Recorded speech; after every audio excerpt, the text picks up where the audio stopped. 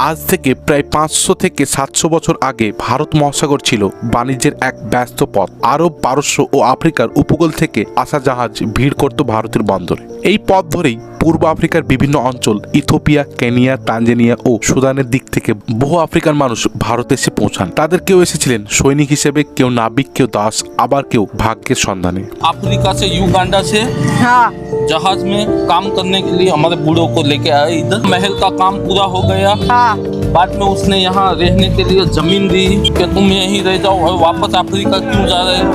ভারতের মাটিতে এসে কালের প্রভাবে তারা মিশে যান এই দেশের সমাজ সংস্কৃতির সঙ্গে। हम 750 साल पहले आए तो अफ्रीकन थे, तो हमारा कल्चर तो वही रहा, लेकिन हमारी जो भाषा थी बोलने की वो चेंज हो गई। তাদের উত্তরসূরিরা আজও পরিচিত সিদ্ধি সম্প্রদায়ের নামে। গির অরণ্যের কাছাকাছি অবস্থিত জাম্বুর গ্রাম আজ সিদ্ধি সম্প্রদায়ের অন্যতম প্রধান আবাসস্থল। এই গ্রামে পথে হাঁটলে প্রথমে চোখে পড়বে এখানকার মানুষের শারীরিক গঠন, ঘন কোকড়ানো চুল, গাঢ় ত্বক ও শক্তিশালী দেহাবয়, যেন আফ্রিকার ছায়া আজও বহন করে চলেছে তারা। কিন্তু একটু গভীরভাবে দেখলে বোঝা যায় তাদের জীবনযাত্রা পুরোপুরি ভারতীয়। ভাষায় গুজরাটি, পোশাকে স্থানীয় রীতি, খাবারে ভারতীয় স্বাদ। এই দুই সংস্কৃতির আফ্রিকান শিকড় ও গুজরাটি মাটির অসাধারণ এক মেলবন্ধনই জাম্বুর গ্রামকে করেছে অনন্য।